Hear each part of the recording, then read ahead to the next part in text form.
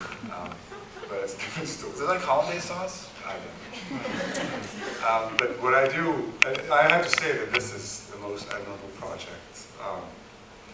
That I love reading it, and I love the fact that this exists to begin with, because Spanish is not only a vast language, covers large stretches of this earth. It's not only the language of many great writers, from Cervantes to Llosa, but it's also a language that is fundamental to the existence and the daily operations of this country.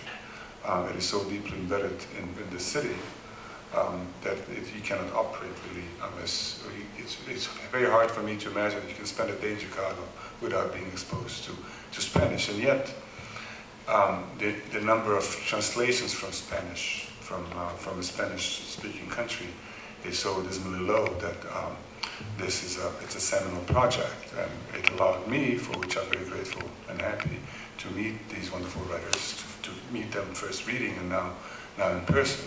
And also, obviously, I feel that we are allies, John and Valerie and my friends, the writers, in this battle for the expansion of literature, or the building of bridges, rather,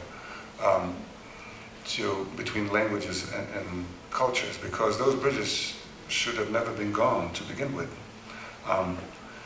I was listening to Valerie and thought, again, what I have been thinking for a long time, that I have never met a writer, and maybe because I choose my company, who only reads in the language that he or she speaks and writes.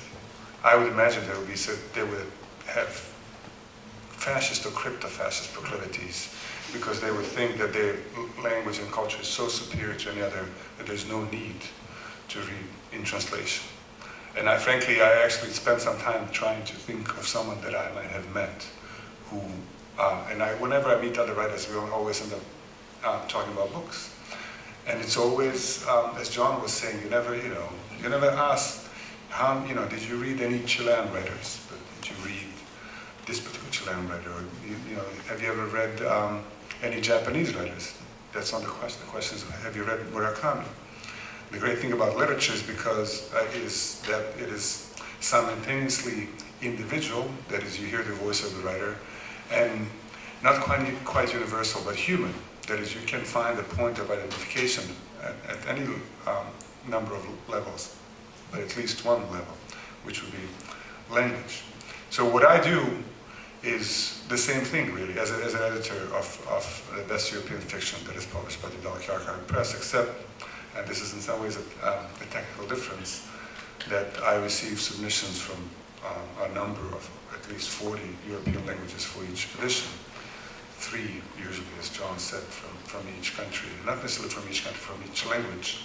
Spain, for instance, in the next issue will be represented by the writers who write in Castilian, writers who write in Catalan, or a writer in Castilian, a writer in Catalan, and a writer in Galician. So there are 3 languages coming from Spain. I receive a little pile of submissions from each country, each language, and then I choose the one from the pile, not based on the criteria of what Liechtensteinness might be, or what Germanness or Spanishness might be, but rather what is the best story in that pile. And because it's a large number of writers that I encounter in editing this, which is by simple calculations about 120 writers per edition of the best European fiction. You hear their voices, and the decisions that I have to make to choose one from the pile are obviously hard and always unjust. But each of those writers has a voice, and that voice is inextricable from the language that they speak in. And of course, in translation, they lose something of that voice. At the same time, we get to hear that voice, however slightly distorted.